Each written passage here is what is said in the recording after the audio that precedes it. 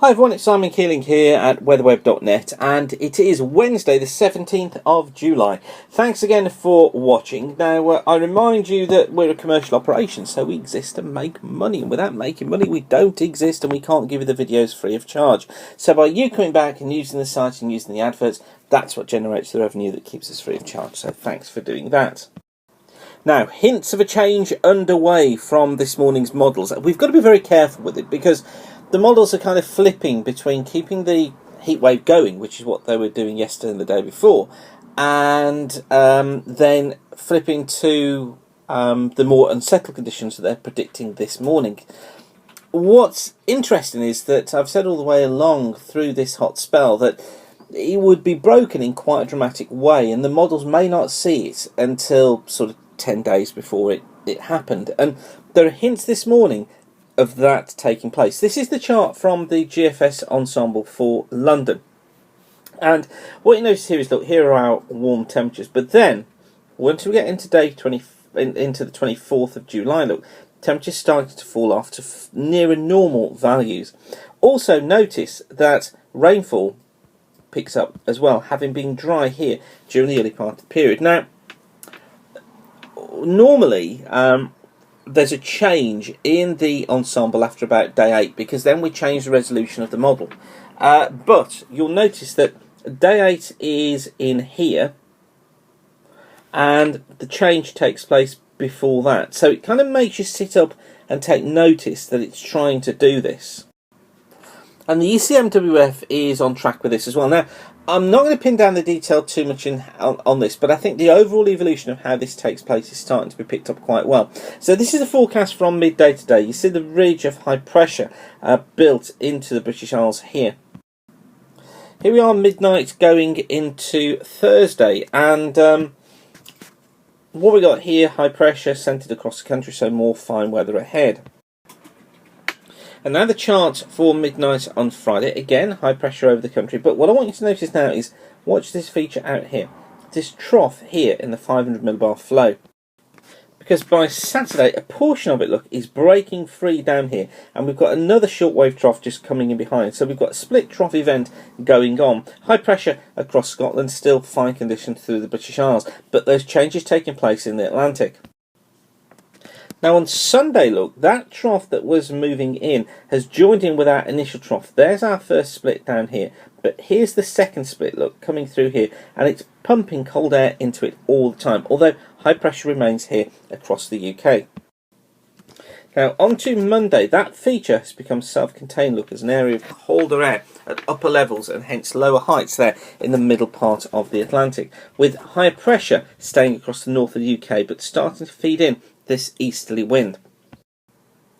Now by Tuesday, here's our cold pool at upper levels. We've got a low pressure at the surface. Look, it's pushing this area of colder air north. It's coming up against hot easterly winds coming in off the continent. So this sets up the potential scenario for quite widespread thunderstorms breaking out across western parts of the country during Tuesday. Probably less so further east, but what's of real interest to me is that as that area of colder air at upper levels moves in, we've got this jet that's flowing across the north here, but what we will be doing is pulling in the winds into a northeasterly into that colder pool. So that by its very nature pulls cooler air in, that cools down the cooler pool of air to the southwest, and then by midnight on Wednesday that area here has drifted a little bit further north, look, but we've got another trough coming in from the west here, trying to engage with that trough. And suddenly, by Thursday the 25th, we're into the position where the troughs have engaged. Look, they're in phase. So we've got troughs through here and here. They're in phase, and we get low pressure forming west of the UK. So this kind of softly breakdown mode really starts to kick in. Yes, still got high pressure to the east, still probably picking up a warm easterly wind off to the east, but this breakdown across more western areas starts to take hold. And by Friday the 26th, look, the trough is across the UK with low pressure centred over Ireland, affecting all areas. So it tries to bring in these unsettled, probably thundery spells of rain initially, but then turning into just normal spells of showery rain through the country by the very end of the month. Now, it's very early days, but this is falling in line with my longer range predictions, as you'll know if you've been watching the videos over the last few days, of this breakdown end of the month into the early part of August.